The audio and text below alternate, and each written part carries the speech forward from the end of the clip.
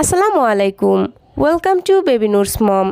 আজকের আয়োজনে বাচ্চাদের জন্য খুবই পুষ্টিকর এবং হেলদি একটি নাস্তার রেসিপি নিয়ে হাজির হয়েছি। এই পায়েসটি বাচ্চারা যদি খায় বাচ্চাদের দ্রুত ওজন বাড়বে, মেধা বিকাশে সহায়তা করবে, উচ্চতা বাড়াবে এবং কোষ্ঠকাঠিন্য দূর করতে সহায়তা করবে। 6 মাস থেকে 10 বছর প্লাস বাচ্চাদের জন্য কিভাবে এই পায়েসটি রান্না করলে পায়েসটি অনেক বেশি হেলদি এবং পুষ্টিকর হবে তার প্রতিটি স্টেপই শেয়ার করব। তাই ভিডিওটি একটু স্কিপ করা যাবে না, পুরো ভিডিওটি মনোযোগ সহকারে শেষ পর্যন্ত দেখবেন। তাহলে চলে যাচ্ছি মূল রেসিপিতে। প্রথমেই শেয়ার করছি 6 মাস থেকে 12 মাস বয়সী বাচ্চাদের জন্য কিভাবে এই পায়েসটি রান্না করবেন তার রেসিপি। এজন্য আমি প্রথমেই নিয়ে নিচ্ছি 1 টেবিল চামচ পরিমাণ রেগুলার ভাতের চাল এবং 2 টেবিল চামচ পরিমাণ পোলাওয়ের চাল। বাচ্চার যদি পোলাওয়ের চালে গ্যাস বা কোষ্ঠকাঠিন্যের সমস্যা থাকে তাহলে এখানে সম্পূর্ণটাই ভাতের চাল দিয়ে করবেন। এখন এই চালগুলোকে বেশ কয়েকবার পানি চেঞ্জ করে খুব ভালোভাবে ধুয়ে নিচ্ছি। ধুয়ে নেওয়া হয়ে গেলে এই চালগুলোকে একটা সাইডে সরিয়ে রাখছি। খাবারটি তৈরি করতে আমাদের আরও লাগবে অর্ধেকটা পরিমাণে গাজর আর অর্ধেকটা পরিমাণে আলু। আমি গাজর এবং আলুর উপরের স্কিন খুব ভালোভাবে ছিলে ফেলে দিয়েছি, তারপর একটি গ্রেটার দিয়ে এইভাবে গ্রেট করে নিয়েছি। এখন এগুলোকেও সাইডে রেখে সরাসরি চুলাতে চলে যাচ্ছি। চুলায় একটি প্যান বসিয়ে দিয়ে দিচ্ছি ধুয়ে রাখা চালগুলো। একই সাথে গ্রেট করা কিছুটা পরিমাণ গাজরও দিয়ে দিলাম। যারা 6 মাস থেকে 7 মাস বয়সী বাচ্চাদের জন্য খাবারটি রান্না করবেন তারা এখানে শুধুমাত্র একটি সবজি ব্যবহার করবেন, আর যারা 8 মাস থেকে 12 মাস বয়সী বাচ্চাদের জন্য রান্না করবেন তারা এখানে 2টি সবজি দিতে পারবেন। তো আমি একটি সবজি দিয়েই খাবারটি রান্না করে দেখাচ্ছি। এবার একটি ঢাকনা দিয়ে ঢেকে এই চাল এবং সবজিগুলো পুরোপুরিভাবে সেদ্ধ হওয়া পর্যন্ত রান্না করে নিব। চুলার আঁচ একদম লোতে রেখে এই চালগুলোকে সম্পূর্ণভাবে সেদ্ধ হওয়ার জন্য মোটামুটি 10 থেকে 12 মিনিট সময় লাগবে। তো আমি 12 মিনিট পর ফিরে আসলাম, আর দেখতেই পাচ্ছেন চালগুলো কিন্তু খুব ভালোভাবে সেদ্ধ হয়ে গেছে আর পানিটাও শুকিয়ে এরকম অবস্থায় চলে এসেছে। ডাক্তাররা যেহেতু 1 বছরের আগে বাচ্চাদের খাবারে কোনো ধরনের লবণ এবং চিনি দিতে নিষেধ করেন, তাই আমি এই পায়েসটিকে মিষ্টি করার জন্য একটি খেজুর দিয়ে দিলাম। আপনারা বাচ্চাদের টেস্ট বুঝে এখানে 2 থেকে 3টি খেজুরও ব্যবহার করতে পারেন। এখন এইরকম একটি ম্যাশার দিয়ে এই খাবারটিকে খুব ভালোভাবে ম্যাশ করে নিব। এই তো খুব ভালোভাবেই ম্যাশ করে নিয়েছি।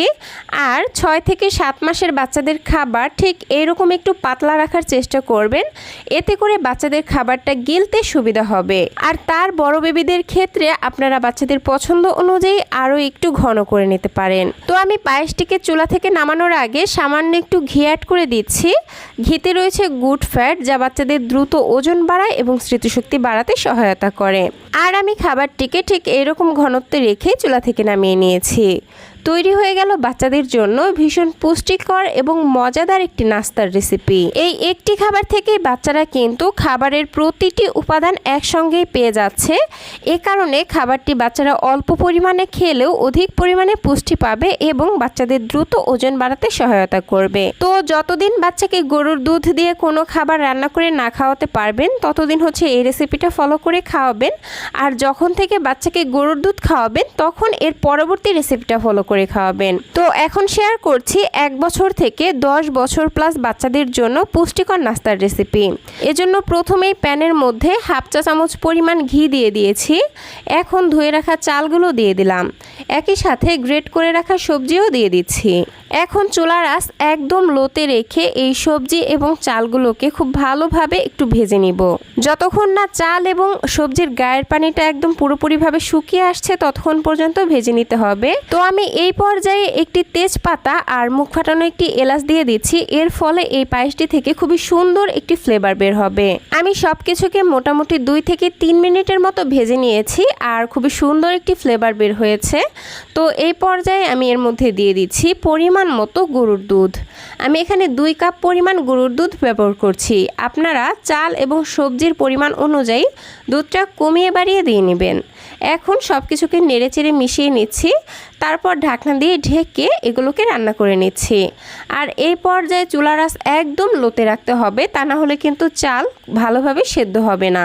রান্নার মাঝে মাঝে ঢাকনা তুলে একটু নেড়েচেড়ে দিব, এতে করে নিচে আর লেগে যাবে না। তো একটু নেড়েচেড়ে আবার ঢাকনা দিয়ে ঢেকে দিচ্ছি আর অপেক্ষা করছি মোটামুটি 10 থেকে 15 মিনিটের মতো।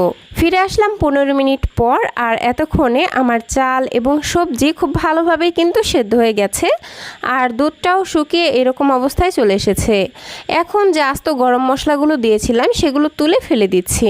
খাবারটাকে মিষ্টি করার জন্য দিয়ে দিচ্ছি এতটুকু পরিমাণে দুলাল চন্দ্রের তাল মিশ্রি, আর মিষ্টির ব্যালেন্স ঠিক রাখার জন্য সামান্য 1 চিমটি লবণ দিয়ে দিচ্ছি।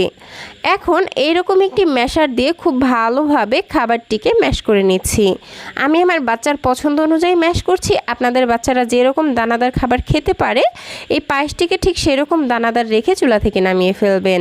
খাবারটিকে একটু পাতলা থাকতেই চুলা থেকে নামিয়ে ফেলবেন, কারণ এই টাইপ খাবারগুলো ঠান্ডা হওয়ার পর কিন্তু অনেকটা ঘন হয়ে আসে। তো আমার পায়েসটা বাচ্চাকে খাওয়ানোর জন্য একদমই রেডি। আমি ঠিক এরকম ঘনত্বে রেখেছি। এখন একটি বাটিতে সার্ভ করে নিচ্ছি।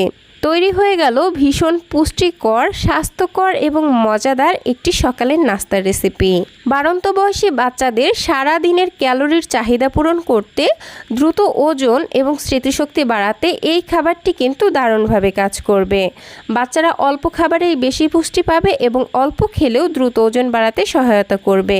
পাশাপাশি বাচ্চাদের রোগ প্রতিরোধ ক্ষমতা বাড়াবে এবং কোষ্ঠকাঠিন্যও দূর করবে। তো দর্শক, এই ছিল আমার আজকের আয়োজন। আশা করছি আমার আজকের ভিডিওটি আপনাদের কাছে ভালো লেগেছে।